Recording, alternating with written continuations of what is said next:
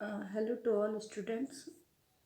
इससे पहले हमने टेडोफाइट्स में प्रोटोस्टील किस प्रकार का होता है उसके बारे में पढ़ा था, और ये जो स्लाइड्स हैं वो इसका जो सेकंड पार्ट है जिसको हम कहते हैं साइफन स्टील्स, उसके बारे में है। साइफन स्टील में पित्त पाया जाता है सेंटर में। ओके, बीच में पित्त पाया जाता है और जाइलम और फ्लोएम पाए जाते हैं। ये एक स्पेशल कैरेक्टर है इसके अंदर। अगर पित्त नहीं पाया जाता है तो फिर उसको प्रोटोस्टील में कंसिडर किया जाता है। सेंट्रल कोर ऑफ पित्त इज सराउंडेड बाय जाइलम। ये जो पित्त है वो उसके बाद जाइलम पाया जाता है और जाइलम के बाद फ्लोएम पाया जाता है। इस तरह का जो एक पैटर्न है। एडवांस टाइप ऑफ प्रोटोस्टील है। प्रोटोस्टील में यह एक एक्स्ट्रा जो लक्षण है वो विकसित हुआ है। साइफेनो स्टील का ओरिजिन, किस प्रकार से साइफेनो स्टील बना, इसके बारे में कुछ थ्योरीज हैं। Siphonostele is derived from the protostele by the formation of pith. Centrally placed xylem core in protoplast is replaced by the parenchyma. अब ऐसा कहा जाता है कि सेंटर में जो पहले प्रोटोस्टील में क्या होता है, प्रोटोस्टील में सेंटर में जाइलम होता है और उसके बाद फ्लोएम होता है बाहर की तरफ। तो ऐसा कहा जाने लगा है कि जाइलम की कुछ कोशिकाएं पेरेन्काइमा में बदल गई और पेरेन्काइमा के बाहर की तरफ जाइलम आ गया। तो इस तरह का ओरिजिन हो सकता है। Different stages of changing of protostele to siphonostele can be observed in the transverse section in different level in Osmunda, हेमेनिया, ग्लेकेनिया। ओके, तो ये इनके कहने का मतलब ये है कि किस तरह से जो डेवलपमेंट होता है, जिसमें थोड़ी थोड़ी जो विकास होता है वो इन दो तीन ये टेरिडोफाइट्स है इसमें देखा जा सकता है, जिसमें हल्का सा स्टार्ट होता है पेरेन्काइमा बनना और पित्त का बनना। तो ये इनके टी सेक्शन में ये ऑब्जर्व किया जा सकता है। The two views regarding the origin of pith and siphon steels are interstellar origin of pith और extrastellar origin of pith। तो ये दो थ्योरीज हैं। दोनों थ्योरीज में इंटरस्टेलर यानी स्टील के अंदर से ही पित्त बना है। एक्स्ट्रा स्टीलर यानी आउटसाइड ऑफ स्टील, पेरिसाइकिल के बाहर से मृदु तक अंदर की तरफ शिफ्ट हुआ है। इस तरह की दो थ्योरीज हैं साइफोनो स्टील में पित्त के डेवलपमेंट से रिलेटेड। जो इंटरस्टीलर ओरिजिन ऑफ पित्त है वो बोवर 1923 और supported by Fahn in 1960s। Innermost vascular tissue in protosteel change into parenchymatous cell। तो ये हमने थ्योरी अभी देखी कि जो जाइलम है उसका ये जैसे जाइलम है उसमें बीच में पेरेन्काइम कोशिकाओं ने बनना शुरू कर दिया।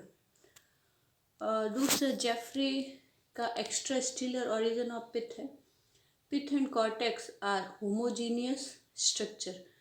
उन्होंने क्या कहा कि जो आउटसाइड ऑफ स्टील, बाहर की तरफ जो कॉर्टेक्स पाया जाता है, ये जैसे स्टील है, कॉर्टेक्स भी मृदु तकी होता है, बीच में जो पित्त होता है वो भी कोशिकाएं मृदु तकी होती है।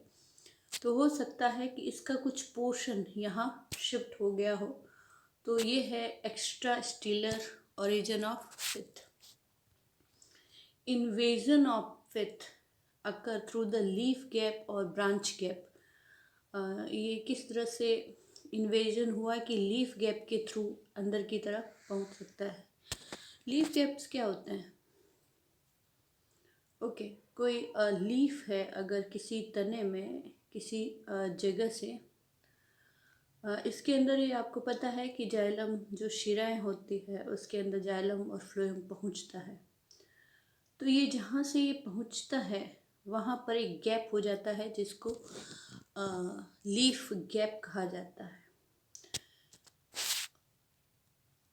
Not accepted by most of the Athar. काफ़ी लोगों ने इसको एक्सेप्ट नहीं किया है। तो दो तरह के साइफोनोस्टील हैं, एक्टोफ्लोइक साइफोनोस्टील एक्टोफ्लोइक और एम्फीफ्लोइक।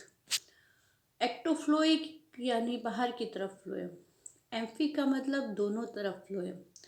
इस तरह से काफ़ी सारी इस तरह से टर्म्स आती हैं, तो टर्म्स का नाम देखिए आप, उससे ही काफ़ी चीज़ें क्लियर हो जाती है आपको। ओके, पैटर्न हमारा क्या है कि अंदर की तरफ जाइलम है, बाहर फ्लोएम है। ये प्रोटोस्टील में होता था, लेकिन अब जो पैटर्न है उसके अंदर पहले पित्त है, फिर जाइलम है, फिर फ्लोएम है। ओके, अगर इस तरह का है तो एक्टोफ्लोइक है, और कुछ कुछ कंडीशन में अंदर की तरफ भी फ्लोएम पाया, जाइलम के दोनों तरफ फ्लोएम पाया जाता है। उस तरह के जो साइफोनोस्टील होते हैं उसको कहते हैं एम्फीफ्लोइक साइफोनोस्टील। एक्टोफ्लोइक साइफोनोस्टील, इसमें डायग्राम देखिए आप। डायग्राम में आपके बाहर की तरफ कॉर्टेक्स है, आउटर एंडोडर्मिस है, आउटर पेरिसाइकल है, पेरिसाइकल के बाद फ्लोएम है, और फ्लोएम के बाद जाइलम है और पित्त है। यहाँ पे आउटर लिखा है, लेकिन यहाँ पे इनर भी कुछ नहीं है। लेकिन जब हम दूसरा वाला वैरायटी देखेंगे तो उसके अंदर इनर फ्लोएम भी होगा, इनर पेरिसाइकल भी होगा और इनर एंडोडर्मिस और होगी। तो कहने का मतलब है कि बाहर वाला वापस अंदर की तरफ भी रिपीट होगा। लीफ ट्रेस क्या होता है कि जहाँ से लीफ के टिश्यू एंटर करते हैं उसको कहते हैं लीफ ट्रेस। आगे आपको बताएंगे इसके बारे में। तो ये कंडीशन किस में पाई जाती है? लीफ ट्रेस प्रेजेंट होते हैं लेकिन लीफ गैप्स अब्सेंट होते हैं। Okay, pith is in central position, phloem present only in the external side of xylem. Example याद रखिए, ऑस्मुंडा याद रख लीजिए बस। स्टीलर इवोल्यूशन में एम्फीफ्लोइक जो साइफोनोस्टील है उसके अंदर देखिए इनर फ्लोएम भी है, इनर वापस पेरिसाइकल है और वापस इनर एंडोडर्मिस भी आएगी।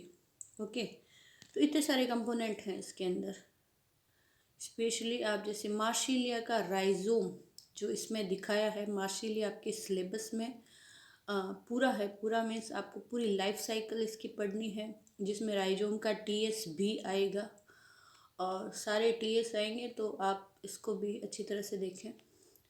मार्सिलिया और एडियंटम में इस प्रकार का विशेष एम्फीफ्लोइक साइफोनोस्टील पाया जाता है। फ्लोएम जो है वो present in the both side of xylem, central portion of steel is occupied with पित्त, जाइलम ऑन इनर साइड और जाइलम ऑन आउटर साइड।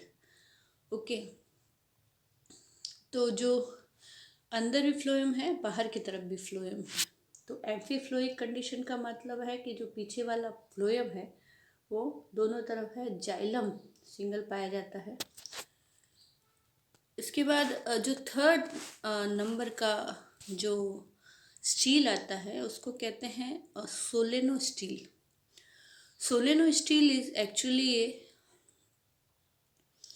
सब कैटेगरी ऑफ साइफोनो स्टील। अब इसके अंदर जो विशेष बात है, पित्तो है ही है, उसके साथ साथ लीफ गैप्स भी प्रेजेंट है। ओके, तो जब साइफोनो स्टील में लीफ गैप्स आ जाते हैं उसको कहते हैं सोलेनो स्टील। लीफ गैप्स क्या होते हैं देखिए,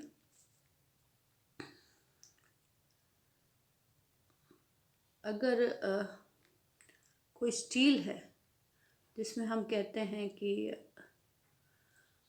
पित्त है, फिर जाइलम है, फिर फ्लोएम है, उसके बाद बाहर कॉर्टेक्स है, तो आपको पता है कि यहाँ से लीफ का ओरिजिन होता है कहीं कहीं, जहाँ जहाँ से भी तने पर या ब्रांचेस पर लीफ निकलती है, तो ये जो लीफ है इसमें भी जाइलम और फ्लोएम का कुछ पार्ट प्रवेश करता है।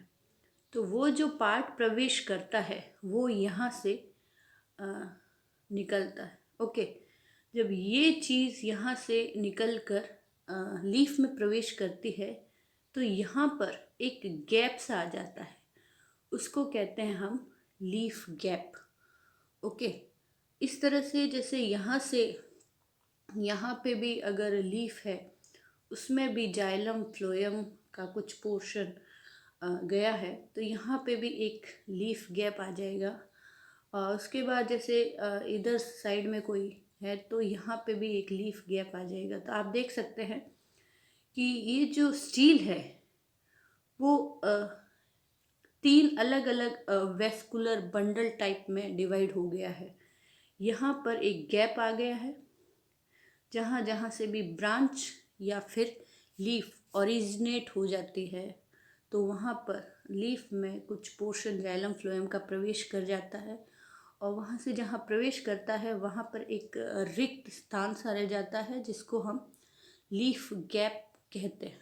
ओके, तो ये चीज़ आपको ध्यान रखनी है। जो ये लीफ गैप होते हैं वो पाए जाते हैं आपके सोलेनो स्टील में, जो थर्ड टाइप वाला एडवांस, सबसे एडवांस जिम्नो एनजीओ में इसी प्रकार का सोलेनो स्टील पाया जाता है।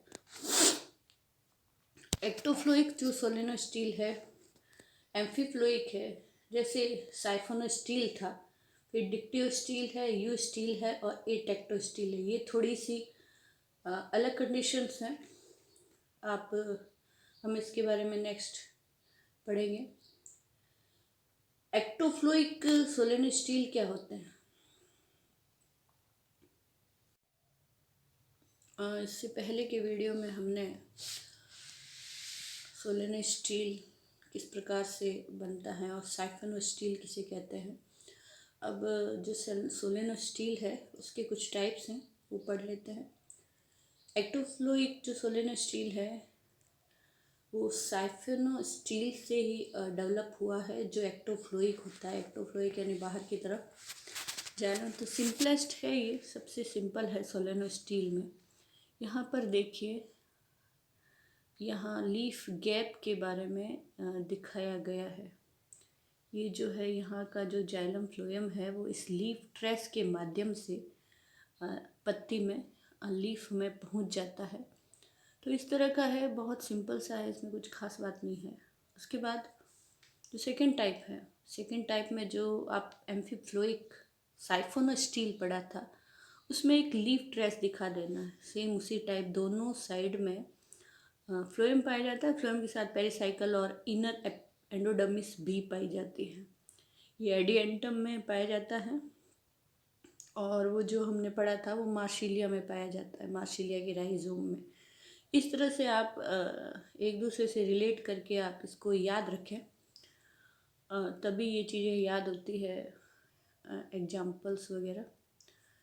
फ्लोएम इन बोथ साइड, और उसके बाद लाइफ पेरिसाइकल और एंडोडर्मिस भी पाई जाती है। बस इसमें आपको एक लीफ गैप शो करना है। डिक्टियो स्टील है, डिक्टियो स्टील या solenostele that is broken into a network of separate vascular strands. ये देखिए इस तरह से टेरिस में पाया जाता है ये, और टेरिस में काफ़ी इसमें ब्रेक आ गए हैं, अलग अलग बिखरा हुआ पाया जाता है। और ये जो लार्ज नंबर के बहुत सारे जब पत्तियां आ जाती है तो अलग अलग ये यहाँ पर काफ़ी सारे जब लीफ गैप आ जाते हैं तो ये अलग अलग भागों में विभक्त हो गया है। इनको मेरिस्टील कहा जाता है। ये जो अलग अलग सेपरेट स्ट्रैंड्स हैं वेस्कुलर के, ये पाया जाता है आपके टेरिस, एडिएंटम। डिक्टिव स्टील के बाद आता है 4 नंबर पे polycyclic stele. Stele is present as a 2 और मोर कॉन्सेंट्रिक सिलेंडर्स। ये भी 2 प्रकार के हैं। देखिए आप, ये स्टील जो है ये जैसे डाइकोट्स में पाया जाता है, जिसमें हम देखते हैं डाइकोट्स में इसी तरह के वेस्कुलर बंडल पाए जाते हैं जिसके बीच बीच में मेडुलरी रेस पाई जाती है। आप देखिए इसमें बहुत सारे लीफ गैप आ गए हैं और बिल्कुल अरेंज्ड तरीके से। अ, तो ये जो स्टील है वो स्प्लिट हो जाता है कोलेटरल वेस्कुलर बंडल में। कोलेटरल वेस्कुलर बंडल कौन से होते हैं, जैसे यहाँ जाइलम है, यहाँ फ्लोएम है। ओके, तो इस तरह से बीच में ये गैप्स की वजह से ये अलग हो जाते हैं। तो ये डाइकॉट स्टेम में इस तरह का पाया जाता है। It is modified ectophloic siphonostele. और लार्ज नंबर के जब लीफ गैप्स आ जाते हैं तो जो स्टील है उसकी संरचना इस प्रकार की हो जाती है। Individual vascular bundle in eustele are arranged as a broken ring in the ground tissue. Ground tissue के अंदर सब एक रिंग में अरेंज होते हैं और अलग अलग पाए जाते हैं। ओके, तो ये मेन जो यू स्टील है वो हायर प्लांट्स में पाया जाता है, डाइकॉट स्टेम में।